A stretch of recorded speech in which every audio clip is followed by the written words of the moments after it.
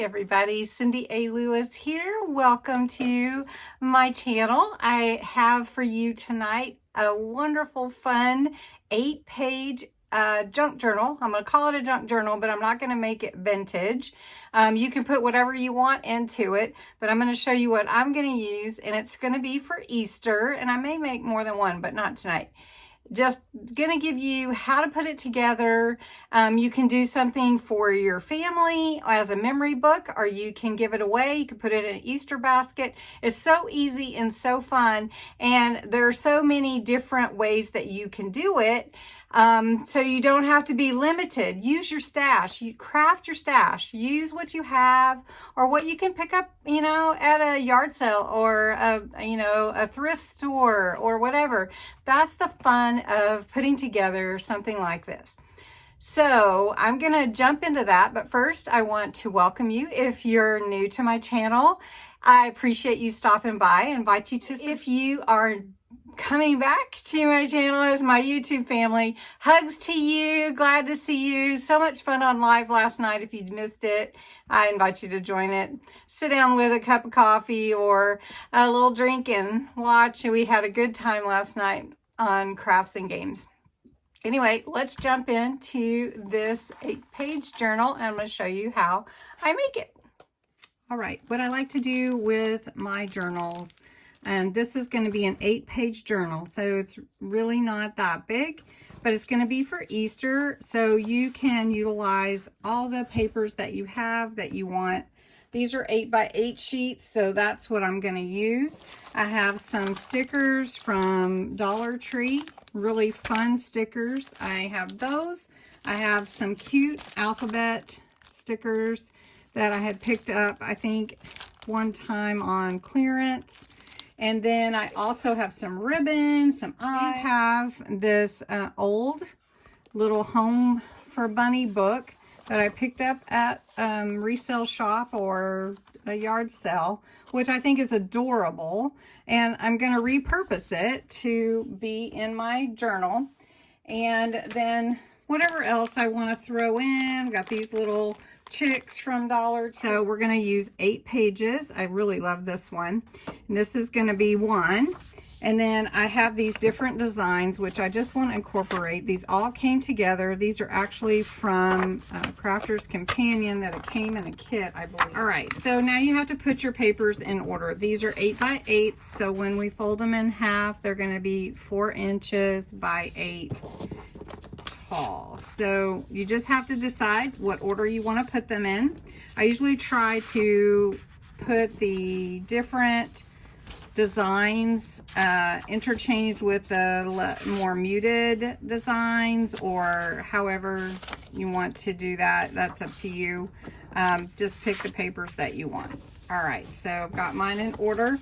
Now I'm gonna score them and fold them in half. If you don't have a scoreboard, that's okay. Just take your paper and just keep your finger at the edge of it so that it's pretty even, and then just fold it. Now, if you want your papers, these are not double-sided, but that gives you the ability to use some of your other papers in a different way. You can fold them inside each other if you want to do that. I'm not going to do that this time. This time I'm just going to fold my papers. So I'm going to go do that. All right. I have put all my papers inside each other. You can see the journal's already coming together. Before I sew these together, and we are going to sew them together, if you do have a large stapler, you could staple them together, or you could punch holes in them and put them together with ribbon. But I'm going to show you how to sew them together. But before that, I've got some quick dry pale fig ink. It's a stamping pad that is a light purple. So I can show you, it's just a really faint little purple color.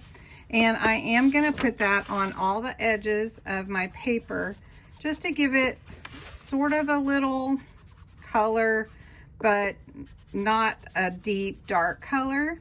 And so it's just gonna give the faint hint of some vintage, even though I'm not making this super vintage looking.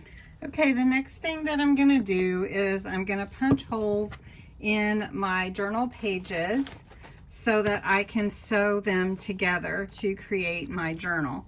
So anything else that I add will be glued on, or I mean, you could sew it, but I'm gonna show you just sewing the pamphlet stitch together, and then you can create from there.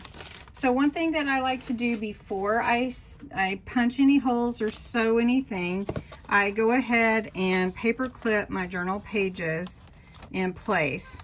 That way they won't move when I'm sewing them, right? So I've got those now. I do use a piece of graph paper, and I put it in the middle of my page, and you can see I've used it multiple times. And then I decide where I want my punches at. So this one here, I'm going to punch here, in the middle, and then here. Now the graph paper helps you, and this is called, if you were to put it in a big journal, a signature. That's your pages. So you can see on my graph paper I have 3 signatures that I used before, but this time we're just doing this one and sewing it together. So I'm gonna put my paper clip here just to hold my graph paper in place so that it doesn't move. And I'm going to put one down here. Okay. Now, what I use, you can use an awl, and that's what I use. You can buy these like at the Amazon store. I think I have one in my junk journal list, and I will post it below so that you can find it if you want to. You can also pick these up at like Walmart in the sewing department, that kind of thing. If you don't have an awl, you could use like an ice pick or something to poke your holes through all these pages, because you want your holes to come all the way through. This is an old book that I have removed from the cover, and I use the pages in it, but I also use it as my, you know, where I poke my holes through. So I've got my center one here, and I just poke my my awl through, and it goes all the way through. So I'm poking that through and get that through. And it looked like it poked kind of in the middle of in the front. So it looks like my pages did move a little bit. So I'm going to redo that, and I'll cover that up with something, which is fine. Okay, and then I've got this one in the middle, and I'm going to poke it through, and you just push through. It's really not hard, especially with just 8 pages. And then I'm going to poke this one through and get that one through. So you just hold your pages down, poke through to your book, and then you have your holes. Now you can see I made an error here, but that's going to get covered up, so I'm not really worried about it. And I could put it on the back also, and then make sure that gets covered up, but it will get covered up. All right, so we all make little things happen. You have to adjust to those. All right, so we're going to use this hole, and this hole. Now I have a really long needle that I use. It's a decorator's needle, but I saw that Dollar Tree had some long needles in a package, and you could possibly use one of these long needles also, because this is not a very thick width. I also like to use this waxed thread. You can use embroidery thread or some twine, but you want to make sure it's not too thick. All right, so I measure this by going around it 3 times. So I'm going to do 3 times bigger to make sure that I have enough, because I don't want to have to tie a piece together, right? And then I go just a little bit more. So I'm going to cut this off.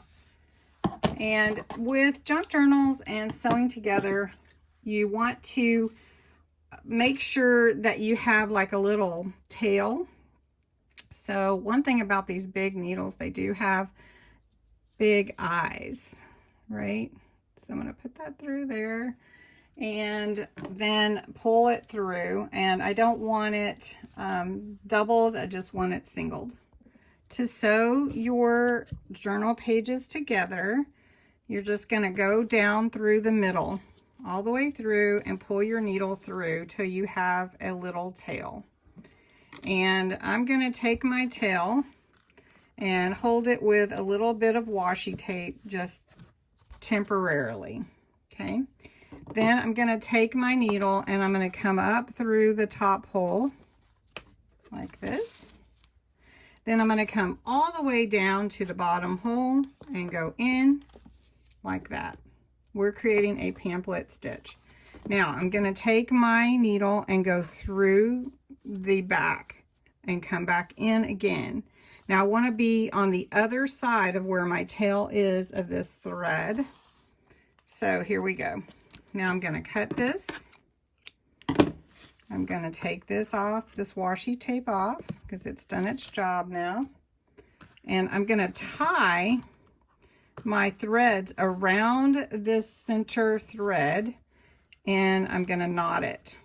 Now with junk journals, a lot of people like their threads hanging, and I do too. So I'm going to leave that. All right. Now I could go ahead and put my purple around the edges on the white, but I wanted to make sure I knew what papers were going to go inside first. If all you needed to know was how to sew an 8-page journal together, we have done that. But I'm going to go ahead and do a little decorating, a little pockets, a little stickers, and make this really ready for Easter. So if you want to hang on and watch part of that, that's great. If you just wanted to see this first part, that is done. Okay, one thing that you can do to decorate the inside of your page is cut a matted piece, which would be about 1/4 of an inch smaller than the other page, because this is going to be 4 by 8. So this is 3 3/4 by 7 3/4.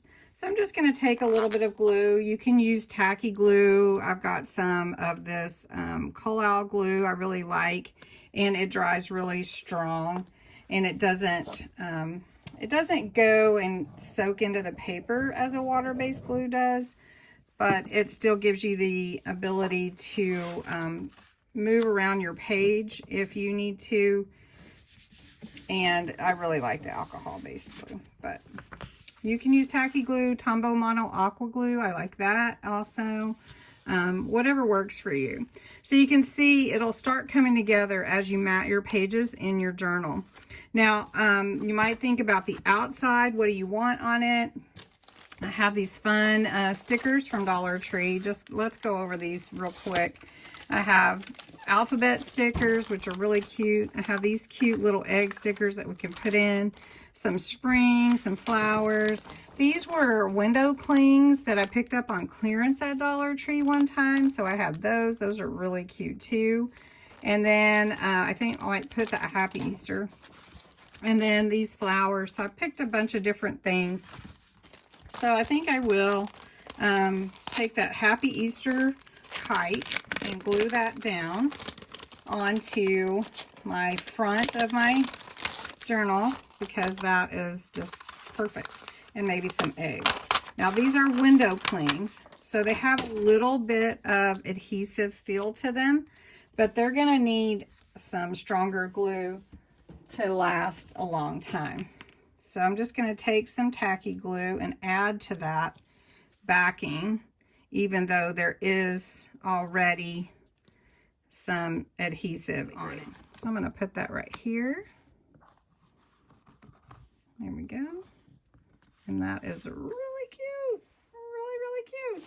Okay, I think I will put some eggs on the bottom here. So I've got these cute little eggs.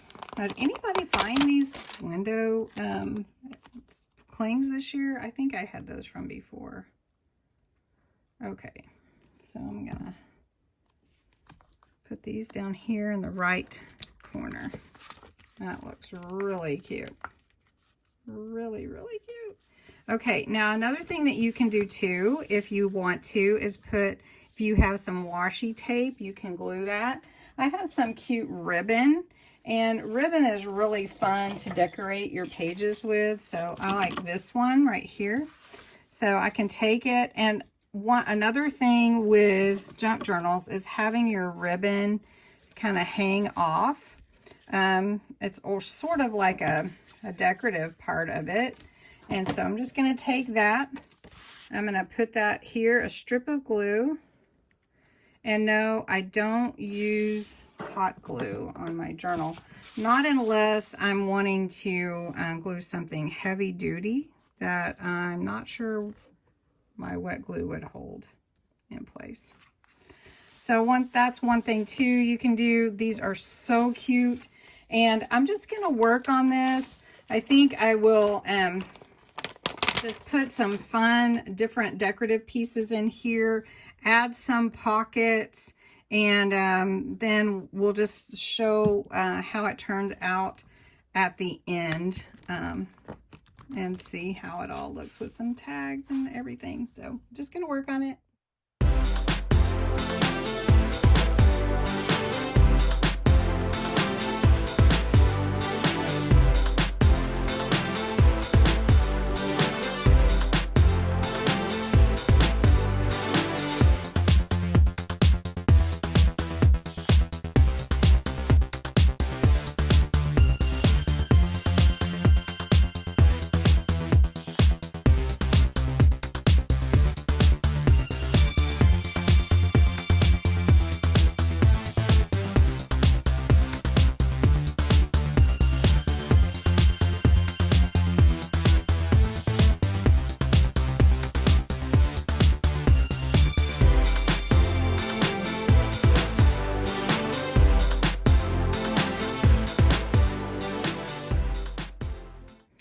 Let's do a little flip through of this Happy Easter little journal.